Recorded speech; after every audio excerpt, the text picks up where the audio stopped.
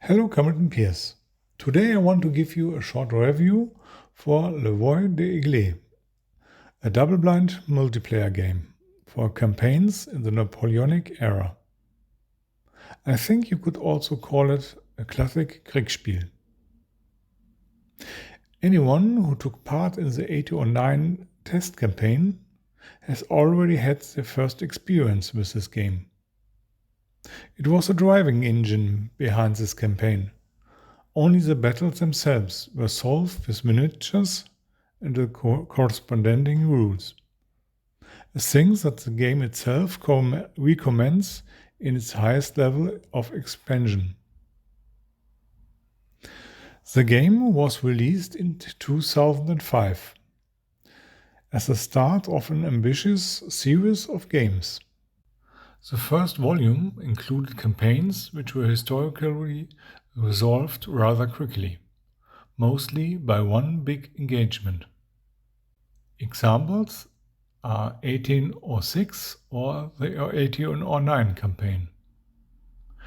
The 1807 campaign is included too, but split into 3 scenarios to keep it simple.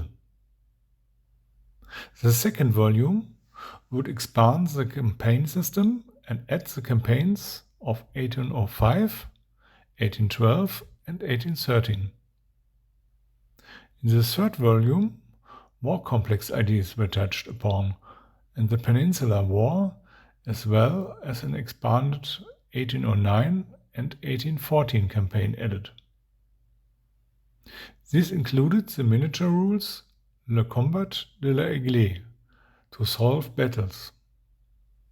Later, the 1815 campaign was released as free version on the Protestant Editions homepage.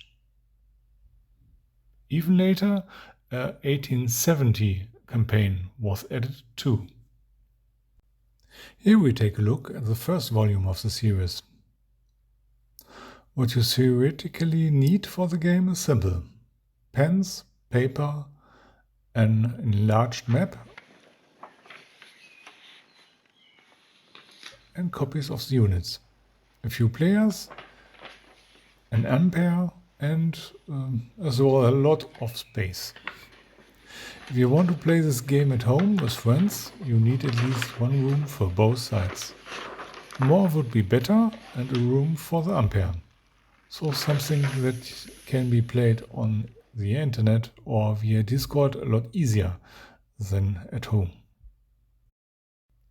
Units are defined by 3 core values: effectiveness, moral, and experience. 1 point in effectiveness equals to 1000 men. As a unit marches, fights, etc., they will accumulate fatigue. Fatigue stands for the percentage loss of operational capability. If a unit rests, they can regain fatigue. On the other hand, forced marches in the night can quickly raise the fatigue level.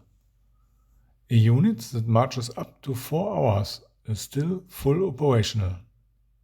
After 5 hours, the unit will receive its first point of fatigue and operate 1% less effective. After 12 hours of march, with 6 of this as night march, the unit would accumulate 12 fatigue points and thus 12% of effectiveness loss. An entire day of rest restores 20 fatigue points. Moral depends on the troop type and can improve a unit's endurance.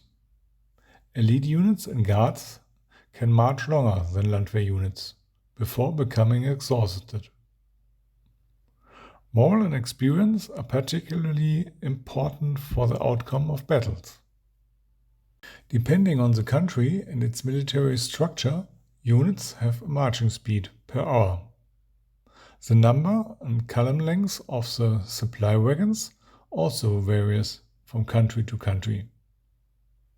So, for example, the Austrians are significantly slower than the French and also carry more supply wagons. An Austrian unit with 10 effectiveness, or 10,000 soldiers, has a total length of 7.5 kilometers, and the last wagons will leave the point of start nearly 8 hours after the first soldier left. The players give the umpire the marching orders for the day, and he translates this into movements on the map. In addition, patrols can be sent out, which move a lot faster, to communicate with other corps or to scout the area. If there is an encounter with the enemy on the map, a battle can occur. The umpire informs the commanders concerned, and when they take action against the enemy, fighting begins. But it can also happen that one of the two sides breaks away, or both hold their position instead of looking for a fight. Players have a lot of freedom here, and the approach depends heavily on the situation. Like Napoleon, who thought he had found the main Prussian force near Jena, when they were actually further north.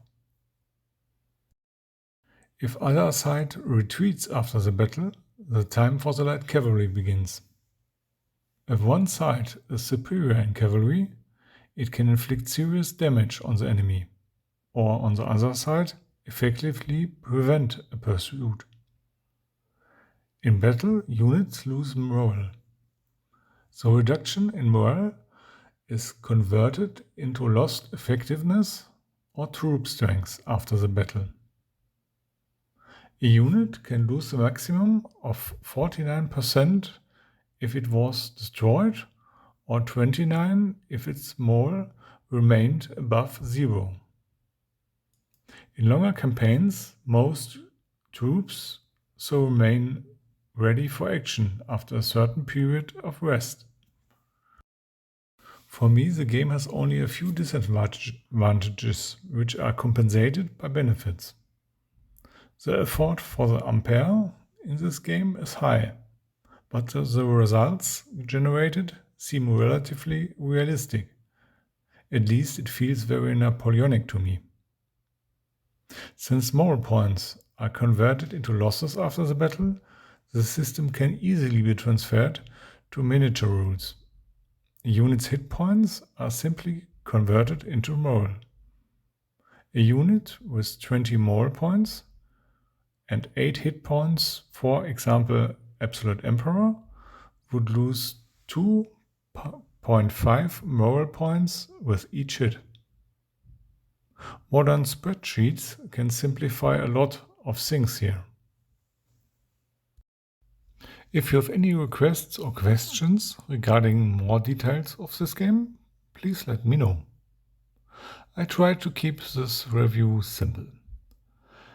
As said, you can find a lot more about the system in action at the 1809 test campaign series. There should show up a link to it if you don't know it yet. Otherwise, see you next time. Till then.